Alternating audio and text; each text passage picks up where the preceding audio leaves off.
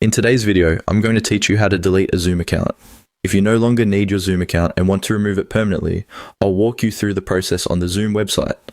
This is a straightforward task, but it's important to pay close attention because deleting an account is a permanent action. Once completed, you may lose access to your meetings, settings, and account data associated with that profile. To begin, open Zoom on the web using your browser and make sure you're signed in to the account you want to delete. It's best to do this from the official Zoom website so you can access the full account settings menu. Once you're logged in and on your Zoom homepage, look for the navigation area where your account options are listed.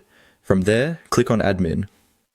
This section contains the main controls for managing your Zoom account. If your screen looks slightly different, don't worry. Zoom can occasionally update its interface, but the general layout and labels are usually very similar. Next, click on Account Management. This menu gives you access to account level settings and administrative options. After opening that section, select Account Profile. This is where Zoom stores your main account details and the controls related to your overall account status. When you reach the account profile page, scroll through the available options until you find the button labeled Terminate My Account. This is the option that starts the account deletion process.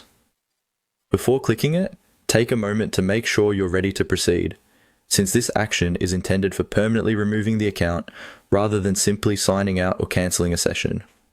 Now click on Terminate My Account. Zoom will usually ask you to confirm the action before finalizing it. In the confirmation window, type in the verification code shown or requested on the screen. This step is there to confirm that you really want to delete the account and that the request is being made intentionally. After entering the code, click the delete button to complete the process. Once that is done, your Zoom account will be deleted. And that's it. That's how to delete a Zoom account through the web dashboard.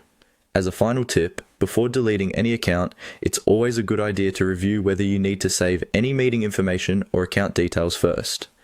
If this video helped you, you can follow along with the same process anytime you need to remove an account safely and correctly.